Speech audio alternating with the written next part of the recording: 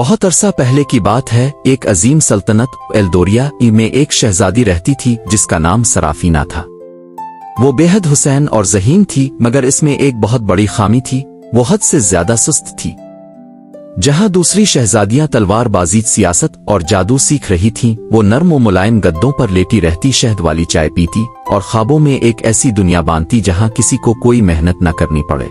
इसके वालिदैन बादशाह अल्फाल्डरंक और मलिका इज़ुलिड इसकी आदतों से सख्त परेशान थे। बादशाह ने कई बार समझाया, एक शहजादी को जिम्मेदार होना चाहिए।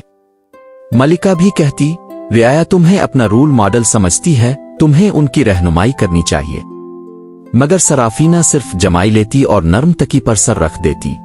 एक दिन सल्तनत पर एक बड़ी आफत आ पड़ी। एक जालिम जादूगरनी मोरगते खौफनाक ने एक जबरदस्त जादू करके जमीनों को बंजर और दरिया को खुश्क कर दिया। दरबारी जादूगर ने ऐलान किया, इस जादू को तोड़ने का एक ही तरीका है, किसी शाही खानदान के फर्द को हॉट स्टोन लाना होगा जो कि लनती पहाड़ों में छुपा है। सबकी नजरें शहजादे थियोडोर पर जा टिकी, मगर बदकिस्मती से वो शदीद बीमार हो गया। शाही मुआलिज ने कहा, अब सिर्फ शहजादी सराफीना ही जा सकती है। ये सुनकर सराफीना परेशान हो गई।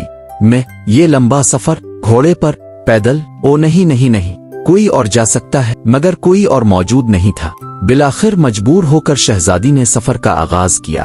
वो एक सुस्त रफ्तार गधे जिसका नाम ऊपीबिल था पर सवार हुई और एक छोटा सा थैला लेकर निकल पड़ी जिसमें ज्यादातर मीठे पकवान और खुशबूदार तेल थे। कुछ दूर चलने के बाद ही वो थक गई। ये नामुमकिन है, इसने शिकायत की, मुझे कोई आसान रास्ता चाहिए।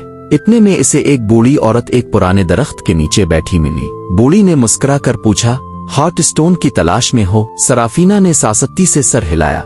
हाँ, मगर रास्ता बहुत लंबा है और मैं ज्यादा चल नहीं सकती। बूढ़ी हंस दी, अच्छा मैं तुम्हें 3 आसान रास्ते बता सकती हूँ, मगर शर्त यह है कि तुम मेरे 3 सवालों के जवाब दो। ये काम आसान लगा, लिहाजा सराफीना फौरन राजी हो गई। पहला सवाल, वो क्या चीज है जो जितनी ज्यादा इस्तेमाल हो इतनी ज्यादा तेज हो जाती है मगर तलवार नहीं है? सराफीना ने कुछ देर सोचा, फिर बोली, दिमाग। बूढ़ी ने सर हिलाया। बहुत खूब, पहला शॉर्टकट, सरगोशी करने वाली हवाएं तुम्हें दलदली इलाकों से निकाल देंगी। वाकई जब सराफीना ने हवाओं का ताकुब किया तो वो दलदल उबूर कर गई। दूसरा सवाल, मैं अल्फाती हूँ मगर मेरे पर नहीं, मैं रोती हूँ मगर मेरी आंखें नहीं, जहाँ जाती हूँ वहाँ अंधेरा खत्म हो जाता है, मैं क्या हूँ? सराफीना ने थोड़ी देर के लिए सोचा, फिर चमक कर बोली, रोशनी। बूढ़ी ने मुस्कुरा कर कहा, जबरदस्त। दूसरा शॉर्टकट, पिल के दरबान से जाकर बात करो, वो तुम्हें बगैर आजमाइश के गुजरने देगा। जब सराफीना पिल पर पहुंची तो वहां एक पथरीला शेर पहरा दे रहा था।